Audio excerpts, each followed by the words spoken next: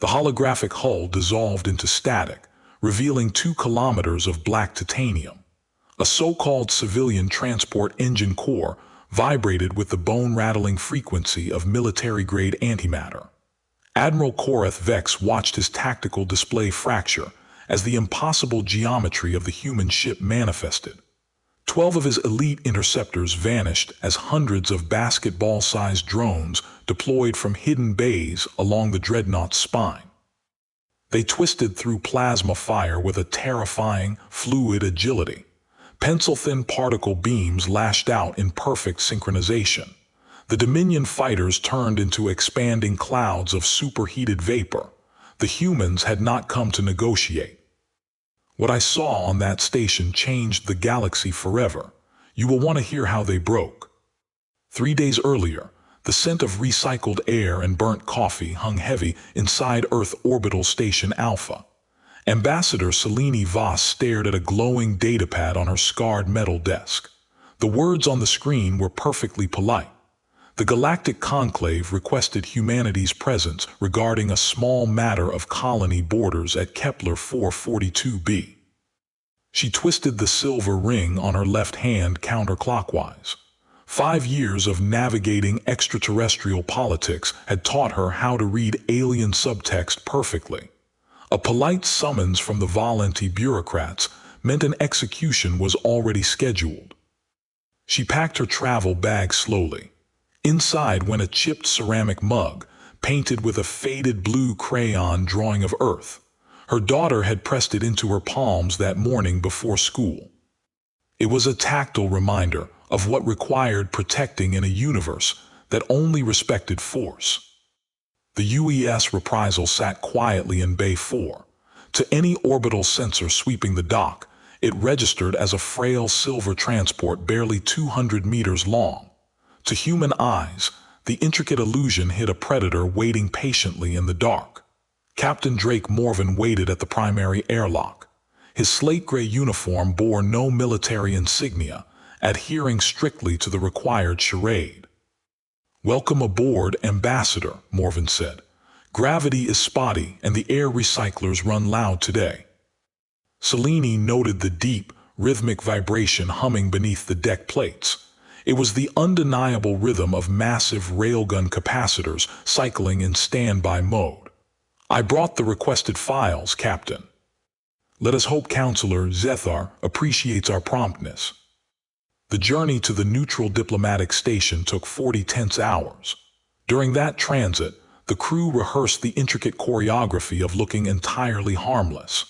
Sensor Chief Jorah Pike continuously scrubbed the holographic projection emitters, her hands moving rapidly across the glowing interface to manually mask the massive thermal bloom of their hidden drives. Nobody spoke of the destination. Humanity had bowed for 40 years, playing the polite weakling while secretly industrializing for total war. A proximity alarm chirped softly just as the ship dropped out of hyperspace. The Conclave station hovered ahead in the dark. It was built into the dead, metallic husk of a precursor megastructure. The air inside the docking bay tasted of copper and ancient dust. "We are isolated in Bay 94, Morvan reported from the bridge. "Standard diplomatic quarantine, they claim." Selene smoothed the lapels of her dark jacket. "Let them believe we are honored by the caution." They docked with a heavy metallic clunk. Counselor Zethar waited on the sprawling observation deck. His blue Volenti robes pooled on the polished floor. He offered a practiced, fluid bow that conveyed absolute superiority. "Ambassador Voss," Zethar purred, his mandibles clicking softly. "We are grateful you decided to handle this small matter personally." Selene recognized the phrasing instantly. "Humanity always respects the Conclave's time, Counselor." Pike's voice crackled sharply through Selene's hidden earpiece. "Ambassador, I am reading 32 Dominion warships holding position in the system's acoustic shadow." Selene kept her facial expression entirely blank. 32 ships. It was an armada brought to intimidate a single civilian transport into absolute submission. Zethar gestured elegantly to a crystalline table in the center of the room. We must address the retroactive extension of discovery rights law. The Dominion has claimed the Zerian system. Your colonies there are now classified as illegal settlements. The Volunteer paused, clearly waiting for human panic. Selene merely raised a dark eyebrow. And the human citizens currently living on those worlds. Admiral Koreth Vex stepped heavily from the shadows of the alcove. He towered over the human delegation. His segmented chitin armor scraped loudly against the metal walls. Bioluminescent stress markings pulsed a dull, threatening crimson along his thick throat. He carried the unmistakable stench of ozone and burned phosphorus. They are now property of the Sundered Dominion. Koreth's voice sounded like grinding obsidian. By conclave law, they owe us 50 years of labor for trespassing. Koreth tapped a massive claw against the glass wall overlooking the void.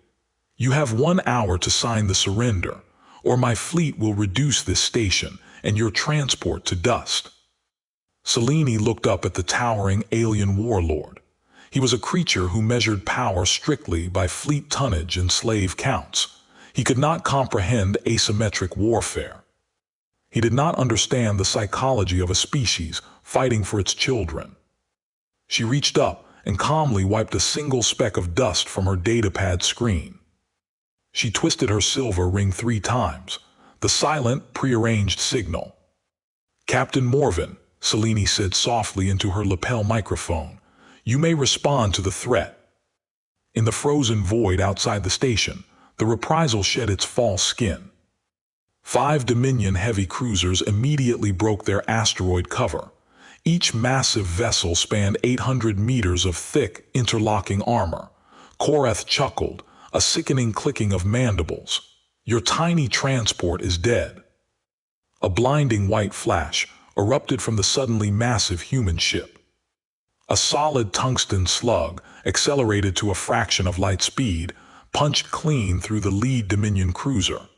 Alien shields flared a brilliant purple, then died instantly.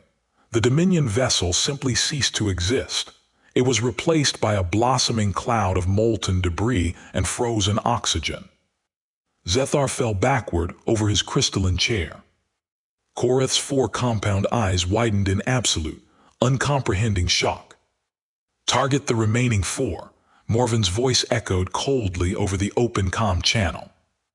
The surviving cruisers panicked, firing erratic, massive plasma arcs. The boiling energy washed directly over the reprisal's dark hull.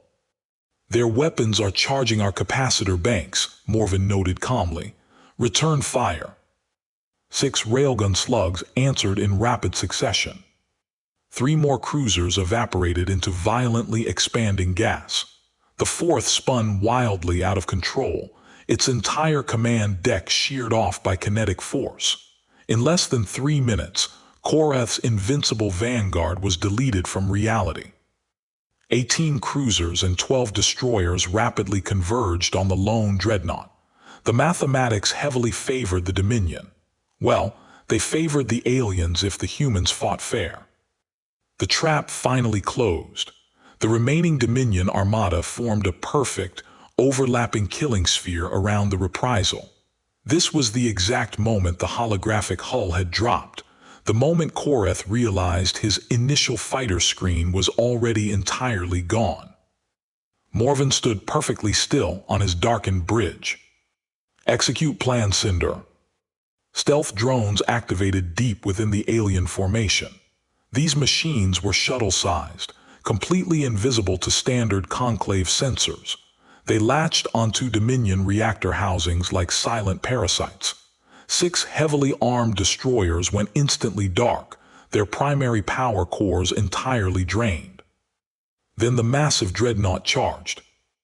The 2-kilometer vessel accelerated directly into the dense, chaotic center of the alien formation. It violently violated every known doctrine of traditional space combat. By plunging deep into the middle of the swarm, the Dominion ships found themselves completely unable to fire without hitting their own allies. The human vessel became a jagged blade violently twisting in a soft gut. Spinal railguns fired in a deafening staccato rhythm. High-yield antimatter torpedoes bloomed in the dark like terrible, brilliant flowers. They turned proud, ancient warships into vapor and forgotten memory. Point-blank energy bursts sliced right through chitinous hulls like scalpels moving through wet paper. Korath pressed his horrific face against the thick observation glass. The bioluminescence on his thick neck flashed an erratic, terrified white. He was watching his overwhelming numerical advantage become a fatal, inescapable liability. The humans had not just defeated his legendary fleet. They had made it look utterly pathetic. "Admiral," Morven broadcasted clearly to the station speakers, "you came here to chain human children. Let me show you what happens when you threaten a species that remembers every slight." A sudden red alert flared loudly on Zethar's master console. 57 identical massive energy signatures just appeared simultaneously across conclave space. Absolute crushing silence suffocated the expansive observation deck. Outside the scarred viewport, the massive debris field cooled rapidly, drifting silently against the cold starlight. The reprisal held its position. It was a dark, smoking sentinel hovering among the endless wreckage. Selene could hear the steady rhythm of her own heartbeat. She walked slowly back to the crystalline table. Zethar was shaking violently inside his expensive robes. Korath remained rigidly frozen at the reinforced window, his aggressive posture entirely broken. His scarred left mandible twitched uncontrollably. The feared conqueror of 6 distinct species had absolutely nothing left to conquer with. "Counselor," Selene's voice was barely above a whisper, yet it easily filled the cavernous room. "I believe humanity would like to renegotiate our official status, and we will be withdrawing from your conclave immediately."